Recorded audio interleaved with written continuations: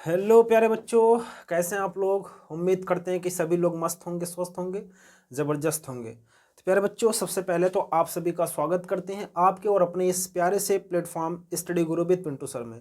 तो बेटा, आज हम लोग कक्षा 9 की गणित स्टार्ट कर रहे हैं, जिसमें पहला चैप्टर पढ़ेंगे संख्या पद्धति। ठीक है। सबसे पहले तो हम लोग एक्सरसाइज को चालू करने से पहले एक्सरसाइज में प्रयोग होने वाले कॉन्सेप्टों को सीख लेते हैं। इसके बाद एक्सरसाइज के सवालों को क्रम बाय क्रम हल करते हुए चलते हैं। तो बेटा, सबसे पहले तो आप लोग कॉपी कलम ले करके तभी बैठेंगे, ठीक है, तभी आपको समझ में आएगा। ये गणित है बेटा, गणित इज द प्रैक्टिस सब्जेक्ट। जितना आप प्रैक्टिस करोगे, जितना आप अभ्यास करोगे, उतना ही आपको नॉलेज होगा। तो चलिए स्टार्ट करते हैं आज का सेशन। सबसे पहले तो हम आपको बताएंगे संख्याएं। संख्याएं, ठीक है, संख्याएं, इसको इंग्लिश में बोलते हैं बेटा नंबर। नंबर, ठीक है। संख्याएं दो तरह की होती हैं। एक तो होती है वास्तविक संख्या। पहली कौन सी संख्या होती है? वास्तविक संख्या। वास्तविक संख्या, जिसको इंग्लिश में बोलते हैं रियल नंबर। क्या बोलते हैं? रियल नंबर, ठीक है। और दूसरी संख्या होती है बेटा काल्पनिक संख्याएं। काल्पनिक संख्या, देखिए ये जो काल्पनिक संख्या है, इसको इंग्लिश में बोलते हैं इमेजिनरी नंबर। इमेजिनरी नंबर, ठीक है। ये काल्पनिक संख्याएं आपको नहीं पढ़नी है, ये कक्षा 11 में पढ़ा जाता है, ठीक है। ये यहाँ पर नहीं पढ़नी है, बाकी इस पर हम चर्चा भी नहीं करेंगे। बस थोड़ा सा आपको बता देंगे कि काल्पनिक संख्याएं किस तरह की होती हैं, ताकि आप जानते रहो कि इस तरह की संख्याएं काल्पनिक होती है। बस बाकी इसमें जो चर्चा होगी वो डीप में हम लोग कक्षा 11 में सीखते हैं। बाकी हमें जो पढ़ना है वास्तविक संख्या पढ़नी है बेटा। वास्तविक संख्या को हम लोग बहुत ही गहराई से सीखेंगे। देखिए काल्पनिक संख्याएं क्या होती है, जैसे मैंने यहाँ पर एक इक्वेशन लिया, x² + 1 बराबर 0। x² + 1 बराबर 0, ठीक है। तो यहाँ पर देखिएगा x² बराबर क्या होगा? -1। अगर x का मान निकालेंगे तो बेटा ये करडीम हो जाएगा -1, और जो कि -1 का वर्गमूल ऐसे सामान्य तरीके से नहीं निकल सकता है। तो यहीं पर उत्पत्ति होती है बेटा किसकी? काल्पनिक संख्या की, और जिसको हम लोग पढ़ते हैं कक्षा 11 में। बस ये समझते रहिएगा कि जो अंडर रूट में या जो करड़ी में अभाज्य संख्या होती है, वो भी माइनस के साथ, वो कौन सी संख्या कहलाती है? काल्पनिक संख्या कहलाती है, ठीक है। तो चलिए हम लोग वास्तविक संख्याओं में सीखते हैं। जितने भी प्रकार के संख्याएं, सभी संख्याओं को सीखते हैं। जैसे मुख्य मुख्य जो संख्याएं बेटा मैं वही बताऊंगा, बाकी जो चीजें छोटी मोटी होंगी उसको मैं ऐसे ही निकाल दूंगा, ठीक है। ऐसे ही बता करके आपको समझा दूंगा कि आप लोग समझ जाइएगा। जैसे पहली संख्या होगी बेटा प्राकृतिक संख्या। कौन सी? प्राकृतिक संख्या। प्राकृतिक संख्या, इसको इंग्लिश में बोलते हैं नेचुरल नंबर। नेचुरल नंबर, ठीक है। चलिए ये पहली संख्या है बेटा, कौन सी? प्राकृतिक संख्या। अब जैसे जो संख्याएं गणना योग्य होती हैं उसे बोलते हैं प्राकृतिक संख्याएं, ठीक है। जैसे मैं यहां पर लिख रहा हूं, इसको लिखते हैं n से, और 1 2 3 4, ये जो संख्याएं हैं बेटा इसको बोलते हैं प्राकृतिक संख्या, 1 से लेकर के अनंत तक की संख्याएं, ठीक है। दूसरा हम लोग सीखते हैं पूर्ण संख्या। पूर्ण संख्या, इसको इंग्लिश में बोलते हैं होल नंबर। क्या बोलते हैं? होल नंबर, ठीक है। समझिएगा बेटा, होल नंबर क्या होता है? ये जो प्राकृतिक संख्या है ये 1 से स्टार्ट होती है और पूर्ण संख्या 0 से होती है, ठीक है। जैसे इसको लिखते हैं W से, ये 0 1 2 3 4, ये अनंत तक की सभी संख्याएं क्या होती है बेटा? पूर्ण संख्याएं होती हैं। अब हम लोग तीसरे पॉइंट में सीखेंगे पूर्णांक। क्या सीखेंगे? पूर्णांक। पूर्णांक को इंग्लिश में बोलते हैं इंटीजर। क्या बोलते हैं बेटा? इंटीजर, ठीक है। अब इंटीजर नंबर क्या होते हैं? जैसे जो धन वाले संख्याएं हैं, जो ऋण वाली संख्याएं और जो जीरो है, ये सभी संख्याएं होती हैं इंटीजर नंबर। इसको लिखते हैं बेटा जेड से। किससे लिखते हैं? जेड से। ये माइनस इनफाइनाइट से -4 -3 -2 -1 0 1 2 3, ऐसे करके जो अनंत तक की संख्याएं, इसको क्या बोलेंगे? इंटीजर नंबर बोलेंगे, अर्थात पूर्णांक बोलेंगे।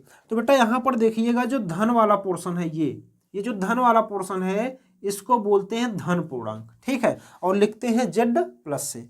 और ये जो ऋण वाला पोर्शन है बेटा इसको बोलते हैं ऋण पूर्णांक, इसको लिखते हैं जेड पर माइनस से, ठीक है। ये जेड निगेटिव से लिखते हैं। यहाँ तक किसी को कोई दिक्कत नहीं हुई होगी। तो बेटा देखिए, अब हम थोड़ा सा सम और विषम पर डिस्कस कर लेते हैं, इसके बाद हम आगे चलते हैं, यहीं पर समझ लेते हैं। वैसे सभी लोग जानते होंगे सम और विषम क्या है, ये तो बहुत ही बेसिक चीज है। सम संख्या, क्या बेटा, सम संख्या। सम संख्या को इंग्लिश में बोलते हैं, क्या बोलते हैं, इवन नंबर, इवन नंबर, ठीक है बेटा। अब यहां पर ध्यान दीजिएगा, सम संख्याएं क्या होती है, जैसे वे संख्याएं जो दो से पूरी तरह विभाजित हो जाती है उसे क्या कहते हैं, सम संख्या कहते हैं, ठीक है। अब जैसे मैं यहां पर एग्जांपल के साथ बता रहा हूं, जैसे मैंने ले लिया 70, 70 को 2 से भाग दोगे तो बेटा पूरी पूरी कट जाएगी, ठीक है। जैसे मैं ले लिया 512, ये भी अगर आप 2 से भाग दोगे तो ये भी कट जाएगी। बाकी जितनी भी संख्याएं हैं जिसका इकाई अंक 0, 2, 4, 6, 8 हो, इकाई अंक बोले तो ये इकाई होता है बेटा, ये दहाई होता है, ये सैकड़ा होता है। जिसका इकाई अंक 0, 2, 4, 6, 8 होता है वो सम संख्याएं ही होती हैं, ठीक है। ये इतने से आप समझ गए होंगे, बस इससे ज़्यादा चर्चा हम इस पर नहीं करेंगे क्योंकि ये बहुत बेसिक चीज़ हो जा रहा है, ठीक है, ये आप जानते होंगे। चलिए अगले पॉइंट में बेटा हम लोग सीखते हैं कौन सी संख्या है, विषम संख्या। अब विषम संख्या क्या होती है, इसको इंग्लिश में बोलते हैं ऑड नंबर, ऑड नंबर, ठीक है। अब विषम संख्याएं क्या होती है बेटा, जो 2 से पूरी तरह विभाजित नहीं होती उसे क्या कहते हैं, विषम संख्याएं कहते हैं। जैसे मैं एग्जांपल ले रहा हूं, यहां पर मैं ले लिया 35, बेटा इसको अगर 2 से भाग दोगे तो पूरी तरह विभाजित नहीं होगी, ये दशमलव में चला जाएगा, दशमलव में नहीं आना चाहिए, पूरी पूरी विभाजित हो जानी चाहिए, ठीक है। जैसे मैं ले लिया 115, ठीक। ये सभी संख्याएं क्या है बेटा, ये विषम संख्या है। ये आपको वैसे पता होगा, नहीं पता होगा तो मैंने बता दिया। चलिए अब हम लोग नेक्स्ट पॉइंट में सीखते हैं बेटा भाज्य संख्या। क्या, भाज्य संख्या, इसको इंग्लिश में बोलते हैं डिविजिबल नंबर, डिविजिबल नंबर, ठीक है। इंग्लिश भी मैं बताता चल रहा हूं बेटा ताकि आपको कोई भी समस्या ना हो। डिविजिबल नंबर क्या होती है, नाम से स्पष्ट है, डिविजिबल मतलब विभाज्य अभाज्य, ठीक है, विभाज्य या भाज्य। जैसे यहां पर मैं एग्जांपल ले रहा हूं, वे संख्याएं जो एक और स्वयं के अलावा भी किसी अन्य से कट जाए उसे क्या कहेंगे, भाज्य संख्या कहेंगे। जैसे मैं यहां पर 9 ले लिया, 9 1 से कटेगा बेटा, 9 से भी कटेगा और साथ साथ 3 से भी कट रहा है, मतलब एक और स्वयं के अलावा भी किसी अन्य संख्या से विभाजित हो जा रही है।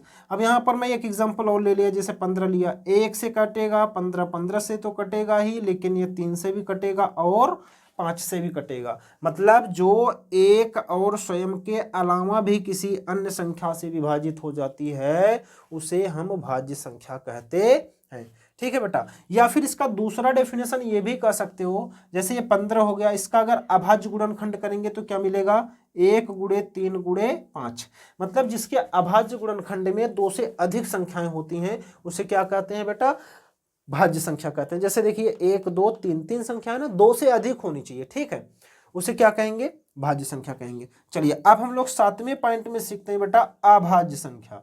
क्या, अभाज्य संख्या, ये सभी संख्या या भाज्य संख्या को बोलते हैं प्राइम नंबर, इंग्लिश में क्या बोलते हैं, प्राइम नंबर, ठीक है, प्राइम नंबर।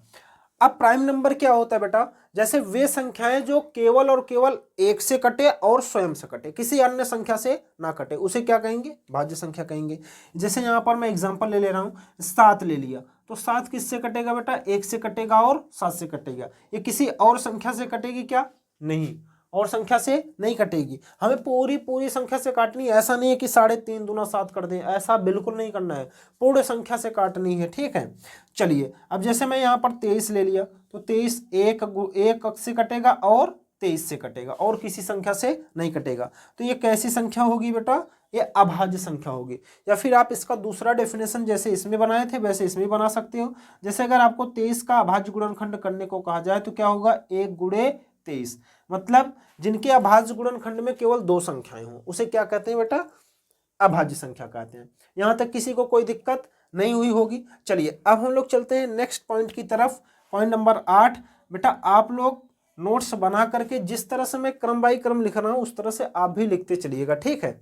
चलिए अब यहां पर देखिएगा 8वें नंबर पर क्या है, सहभाज्य संख्याएं हैं, सहभाज्य संख्या, ठीक है, इसको इंग्लिश में बोलते हैं को प्राइम नंबर, को प्राइम नंबर, ठीक है। ये कोप्राइम नंबर क्या होता है बेटा, ये दो संख्याएं होती हैं, दो संख्याएं मतलब ऐसी दो संख्याओं का युग्म जिनका उभयनिष्ठ केवल क्या हो, एक हो, उसे क्या कहते हैं, कोप्राइम नंबर कहते हैं, अर्थात सभाज्य संख्या कहते हैं। जैसे मैं यहाँ पर एग्जांपल ले रहा हूँ, एक ले लिया 7 और एक ले लिया 10, तो बेटा इनके अभाज्य गुणनखंड करेंगे ना, जैसे इसका अभाज्य गुणनखंड करेंगे तो 1 गुणे 7 और इसका करेंगे तो 1 गुणे 2 गुणे 5, तो इसमें एक है, इसमें भी एक है, मतलब केवल और केवल एक होना चाहिए, केवल एक होना चाहिए, और नहीं होना चाहिए। अगर और कुछ आ गया तो वो संख्याएं सहभाज्य नहीं कहलाएंगी, ठीक है। मतलब दोनों संख्याओं का मसा क्या होना चाहिए बेटा, एक होना चाहिए, तभी वो क्या होगा, सहभाज्य होगा, अन्यथा नहीं होगा। यहां तक किसी को कोई दिक्कत नहीं हुई होगी। चलिए अब हम लोग चलते हैं इंपॉर्टेंट संख्याओं की तरफ, परिमेय और अपरिमेय की तरफ, ठीक है। परिमेय और अपरिमेय सीख लेते हैं। चलिए अब हम लोग सीखेंगे कौन सी संख्या, परिमेय संख्या, ठीक है। परिमेय संख्याएं, परिमेय संख्याएं, इसको इंग्लिश में बोलते हैं रेशनल नंबर, रेशनल नंबर। अब रेशनल नंबर क्या होता है बेटा, वे संख्याएं जिसको हम p बटे q के रूप में लिख सकते हैं, अर्थात जो भिन्न वाली संख्याएं होती हैं, भिन्न वाली संख्याओं को क्या कहते हैं, परिमेय संख्या कहते हैं। अर्थात मैं यहां पर लिख दे रहा हूं बेटा, जो p बटे q के रूप में लिखी जा सके, ठीक है।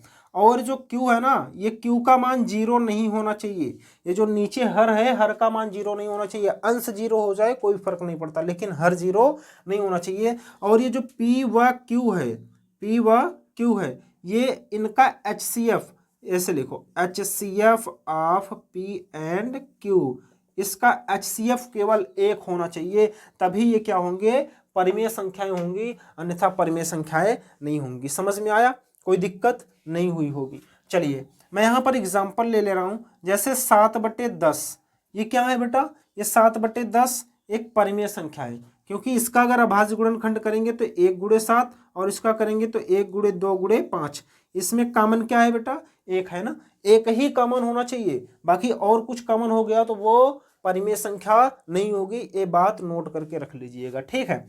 चलिए और मैं एक एग्जांपल ले रहा हूँ, चलिए 15/25, तो 15 का फैक्टर करिए 1 गुणे 3 गुणे 5 और 25 का करिए 1 गुणे 5 गुणे 5। यहाँ पर देखिए एक तो कॉमन है लेकिन 5 भी कॉमन आ गया, और हमने आपको क्या बताया, केवल एक कॉमन होना चाहिए, तो बेटा ये परिमेय संख्या नहीं होगी। लेकिन अगर इसको काट देंगे तो 5 तिहाई 15, 5 पचे 25, ये परिमेय संख्या होगी, ये परिमेय संख्या होगी। मतलब ये परिमेय नहीं है, लेकिन इसका नॉर्मलाइजेशन अर्थात सरलीकरण क्या है बेटा, परिमेय है। समझ में आया, कोई दिक्कत। चलिए अब हम लोग आगे चलते हैं क्वेश्चन 10वें पॉइंट पर।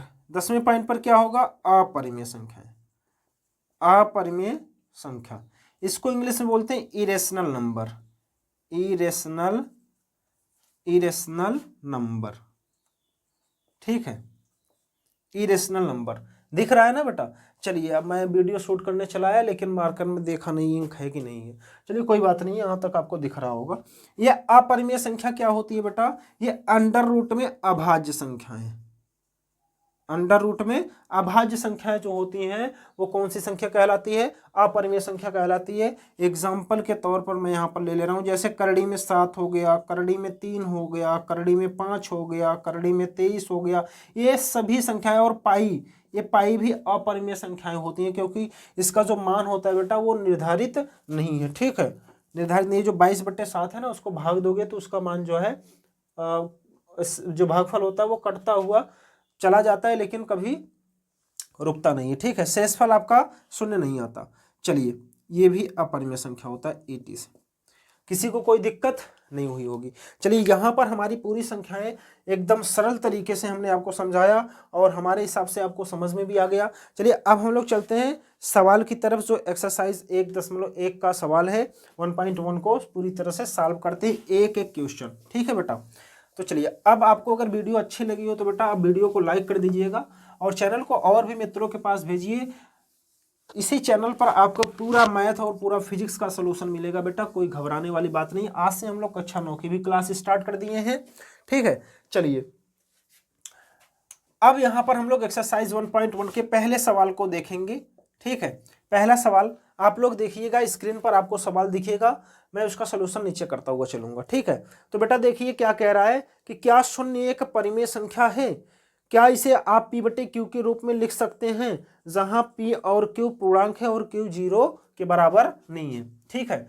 तो मतलब जीरो, आप बताओ इसके बटे में एक लिख सकते हो कि नहीं, लिख सकते हो ना। ये एक नीचे क्यू जीरो नहीं होना चाहिए, क्यू जीरो नहीं होना चाहिए, तुम्हारा क्यू जीरो नहीं है, मतलब जीरो क्या है बेटा, एक परिमेय संख्या है। तो नीचे लिख लीजिएगा अतः जीरो या शून्य एक परिमेय संख्या है। क्या है, परिमेय संख्या है, संख्या है। क्योंकि शून्य व एक क्या है, एक पूर्णांक है, एक पूर्णांक है, ठीक है। यहां तक किसी को कोई दिक्कत नहीं हुई होगी, यही हमसे पूछा था और नीचे हमने क्यू को जीरो के बराबर नहीं ये भी हमने दर्शा दिया, ठीक है। चलिए अब हम लोग नेक्स्ट सवाल की तरफ चलते हैं बेटा। नेक्स्ट सवाल में कह रहा है कि 3 और 4 के बीच में 6 परिमेय संख्याएं ज्ञात कीजिए। किसके बीच में, दूसरा सवाल क्या कह रहा है, 3 और 4 के बीच में, 3 और 4 के बीच में 6 परिमेय संख्याएं। देखिए दो तरीका है, जो तरीका आपको समझ में आए उस तरीके से लगाइए। जैसे 6 परिमेय संख्याएं निकालनी है, अगर यहाँ की बीच वाली संख्या निकालनी होगी तो क्या करेंगे बेटा, इन दोनों संख्याओं को जोड़ेंगे और 2 से भाग कर देंगे। तो दोनों संख्याओं को जोड़िए, 4 3 7, 2 से भाग देंगे तो 7/2, ठीक है। फिर जब यहाँ की संख्या निकालनी होगी, इन दोनों को जोड़ेंगे, 2 से भाग करेंगे, तो 3 में 7/2 जोड़िए, कितना मिलेगा, 2 तिहाई 6 और 6 1 7, सॉरी 2 तिहाई 6, 6 7 6, 13/2। अब इसमें जब 2 का भाग करेंगे बेटा तो ये 2 इसके साथ गुणा हो जाएगा, क्या मिलेगा, 13/4। तो यहाँ की जो संख्या निकलेगी 13/4। ऐसे यहाँ का निकालना है तो आप इन दोनों को जोड़िए और 2 से भाग कर दीजिए, तो 7/2 + 4, तो 4 दूना 8 7 15, 15/2। अब इसमें 2 से भाग करेंगे तो यहाँ पर क्या हो जाएगा, 4 हो जाएगा, 15/4, ठीक है। आज गर्मी बहुत ज़्यादा है बेटा, देख रहे हो एकदम पसीना पसीना हो गया है। चलिए अब हम लोग चलते हैं इसके आगे।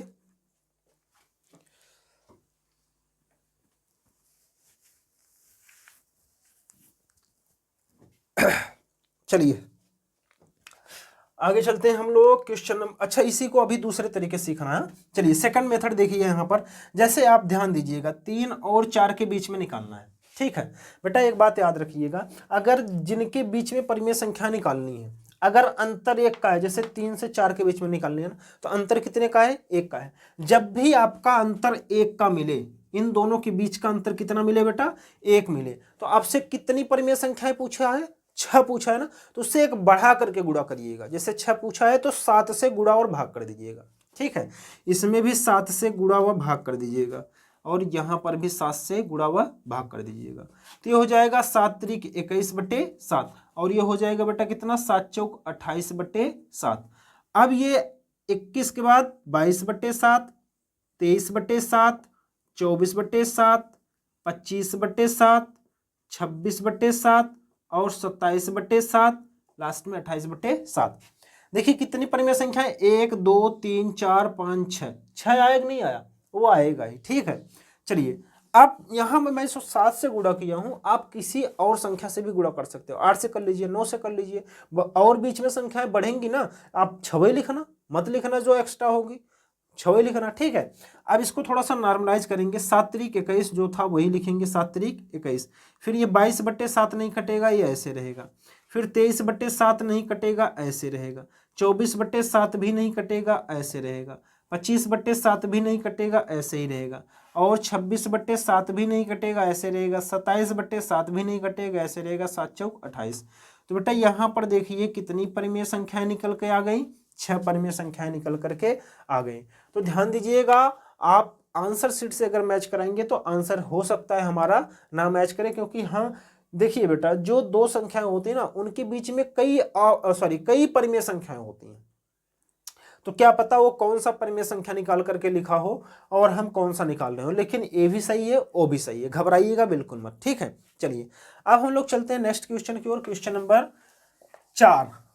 नजरें आपकी स्क्रीन पर होनी चाहिए बेटा और आप बिल्कुल एकाग्र होकर के समझिएगा, वीडियो बहुत ज्यादा लंबा नहीं होगा, ठीक है। चलिए कुछ समय और बचे हैं, जो कि 1-2 सवाल और बचे हैं, कुछ समय में हम लोग इसको भी सॉल्व कर लेते हैं। क्वेश्चन नंबर 4 यहाँ पर देखिए, सॉरी तीसरा है बेटा, तीसरा, ठीक है।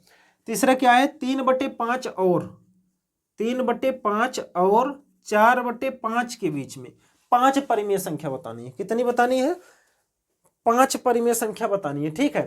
तो यहां पर देखिएगा 3/5 और यहां पर मैं बना दिया 4/5। तो हमको 5 बतानी है ना, हर बराबर है, हर बराबर है, तो हमारा अंश में देखिए कितने का अंतर है, 1 का अंतर है। तो बेटा कितना पूछा है, 5 पूछा है, तो हम कितने से गुणा करेंगे, 6 से गुणा करेंगे। हमने बताया ना, जितना पूछा उससे 1 बढ़ा करके गुणा और भाग कर दिया करो। 6 से गुणा भाग करोगे तो 5 मिल जाएगा। यहाँ पर भी 6 से गुणा व भाग कर दीजिए, यहाँ पर भी 6 से गुणा व भाग कर दीजिए। तो ये हो जाएगा 6 तिरिक 18/6 पंचे 30, और इसके बाद यहाँ पर 6 चौकुआ 24 और बट्टे 6 पंचे 30। तो ये हो जाएगा 19/30, ये हो जाएगा 20/30, ये हो जाएगा 21/30, ये हो जाएगा 22/30, ये हो जाएगा 23/30, और इसके बाद लास्ट में 24/30, ठीक है। चलिए अब इसको काटेंगे तो ये 6 कट जाएगा, 3/5 मिलेगा। यहाँ पर ये नहीं कटेगा, 19/30। इसके बाद इससे 0 से 0 कटा, 2/3। यहाँ पर 3 सते 21, 3 धामा 30, ठीक है। इसको काटेंगे तो 11/15, 2 से कटेगा ऊपर नीचे। ये 23/30 नहीं कटेगा, फिर ये कटेगा तो 6 से 6 कट जाएगा, 4/5 मिलेगा, ठीक है। तो यहाँ पर देखिए बेटा कितनी परिमेय संख्या निकल करके आ गई, 5 निकल करके आई कि नहीं आई, ठीक है। ये इसका आंसर हो जाएगा। समझ में आया? चलिए अगर आपको समझ में आ रहा है तो बेटा कमेंट जरूर करिएगा, एक थम जरूर कमेंट करिएगा। चलिए अब हम लोग चलते हैं next question, question number 4। Question number 4 देखिएगा, ठीक है। अब बेटा क्वेश्चन नंबर 4 में सत्य और असत्य बताना है। जो हमने आपको संख्याएं बताई ना, उसी संख्याओं के आधार पर है। अच्छा एक बात मेरी सुनिएगा, जैसे मैं आपको बताया कि एक प्लेट है, ये क्या है, प्लेट है। अब प्लेट में मैं कुछ भोजन परोस रहा हूँ, ध्यान से समझना, ठीक है। जैसे चावल है, दाल है, रोटी है, इसके बाद सब्जी है, इसके बाद एक रसगुल्ला है। 5 आइटम मैंने परोस दिया। अब बेटा अगर मैं आपसे पूछूं क्या इस प्लेट में सगौड़े हैं, तो आप क्या कहोगे, सगौड़े हैं। मैंने सगोड़ा तो परोसा ही नहीं है, तो सगोड़े कहाँ से होंगे, नहीं है ना। अगर मैं आपसे पूछा कि इस प्लेट में रसगुल्ले हैं, तो आप क्या बताओगे, जी सर रसगुल्ले हैं। रसगुल्ले हैं, बाकी और सब है उससे मतलब नहीं है, रसगुल्ले हैं ना, बस इससे मतलब है। और रोटी सब्जी दाल से हमसे बिल्कुल मतलब नहीं है, लेकिन रसगुल्ला आपने पूछा तो रसगुल्ला है। बस यही बात अगर दिमाग में होगी बेटा, तो अब आपको जो क्वेश्चन पूछ रहा है वो जरूर आप बता ले जाओगे, ठीक है। जैसे देखिए चौथे क्वेश्चन का पहला क्वेश्चन, चौथे का पहला क्या कह रहा है, कह रहा है कि प्रत्येक प्राकृतिक संख्या एक पूर्ण संख्या है। सत्य और असत्य बतानी है, ठीक है। प्रत्येक प्राकृतिक संख्या एक पूर्ण संख्या है। तो बेटा प्राकृतिक संख्या क्या होती है, नेचुरल नंबर 1 2 3 4 5 ऐसे करके जो भी संख्याएं वो क्या है, प्राकृतिक संख्याएं। और पूर्ण संख्या क्या होती है, डब्ल्यू, ये 0 1 2 3 4 ऐसे करके होती है, ये पूर्ण संख्याएं। अब आप बताइए कि इसमें पूर्ण संख्याएं में प्राकृतिक संख्याएं नहीं है क्या, प्राकृतिक संख्या, प्रत्येक प्राकृतिक संख्या पूर्ण होती है। 1 भी पूर्ण है, 2 भी पूर्ण में है, 3 भी पूर्ण में है, 4 भी पूर्ण में है। मतलब जो होल नंबर है, ये होल नंबर क्या होता है बेटा, 0 प्लस नेचुरल नंबर। मतलब एवरी नेचुरल नंबर जो है, प्रत्येक प्रत्येक प्राकृतिक संख्याएं पूर्ण संख्याएं हो सकती हैं। यह कथन क्या है बेटा, सत्य है। ये कथन सत्य है। समझ में आया? यहां तक किसी को कोई दिक्कत नहीं हुई होगी, ठीक है। चलिए अब हम लोग चलते हैं नेक्स्ट क्वेश्चन की ओर। क्वेश्चन नंबर 2 इसी का है, 4 का दूसरा देखिए क्या कह रहा है बेटा, प्रत्येक पूर्णांक एक पूर्ण संख्या होती है। चलिए पहले पूर्णांक को लिखेंगे, z बराबर माइनस इनफाइनाइट से -3 -2 -1 0 1 2 3 4 ऐसे करके इनफाइनाइट तक। कह रहा है कि प्रत्येक पूर्णांक एक पूर्ण संख्या है। पूर्ण संख्या क्या है, w, 0 1 2 3 4 से लेकर के अनंत तक। अब यहां पर देखिए बेटा, ये जो इधर का पोर्शन है ये तो पूर्ण संख्या में है, ये जो इधर का पोर्शन है ये तो पूर्ण संख्या में है, लेकिन यहां पर क्या ये माइनस वाला ये इसमें है, नहीं है ना। ये इधर का सब है इसमें, लेकिन ये वाला इसमें है नहीं। लेकिन कह रहा है कि क्या प्रत्येक पूर्णांक पूर्ण संख्या है, आप क्या बताएंगे, नहीं, जो ऋण पूर्णांक है वो इसमें नहीं है, इसलिए ये कथन क्या होगा बेटा, असत्य होगा, ये कथन असत्य है। ठीक है, समझ में आया, कोई दिक्कत नहीं हुई होगी। चलिए अब यहां पर देखिएगा तीसरा सवाल। तीसरा सवाल क्या कह रहा है बेटा कि प्रत्येक परिमेय संख्या एक पूर्ण संख्या है। प्रत्येक परिमेय संख्या, प्रत्येक परिमेय संख्या, और हमसे क्या पूछा है, पूर्ण संख्या है या नहीं है। तो परिमेय संख्या देखिए, जैसे मैं यहां पर लिख दिया 3/2, अब इसमें अगर भाग दोगे बेटा तो क्या मिलेगा, 1.5 मिलेगा। ठीक है, 1.5, और पूर्ण संख्या क्या होती है, पूर्ण संख्या 0, 1, 2, 3 ऐसे करके होती है ना। पूर्ण मतलब पूरा, दशमलव में नहीं है, पूरा, जैसे 1 हो गया, 2 हो गया, 3 हो गया, 4 हो गया, ऐसा नहीं होना चाहिए कि 4.5, 4.6, 4.7, दशमलव में नहीं, पूरा पूरा अंक होना चाहिए। तो ये आप देखिए 1.5 कहीं इसमें दिख रहा है नहीं ना, तो ये असत्य है, ये भी कहानी क्या है बेटा, असत्य है। समझ में आया, कोई दिक्कत नहीं हुई होगी। चलिए आज का ये चैप्टर पूरी तरह से खत्म हुआ, सॉरी आज का एक्सरसाइज पूरी तरह से खत्म हुआ। अब हम लोग नेक्स्ट वीडियो में जो है नेक्स्ट एक्सरसाइज के साथ मिलेंगे। तो प्यारे बच्चों, आपको वीडियो कैसी लगी आप थंब करके जरूर बताइएगा और कमेंट जरूर करिएगा। प्यारे बच्चों, अभी तक अगर आप वीडियो को लाइक नहीं किए तो वीडियो को लाइक कर दीजिएगा, और चैनल पर अगर आप नए हो तो चैनल को सब्सक्राइब कर लीजिएगा। तो अब हम लोग मिलते हैं नेक्स्ट वीडियो में नेक्स्ट एक्सरसाइज के साथ। तब तक आप लोग पढ़ते रहें, मस्त रहें। जय हिंद, जय भारत।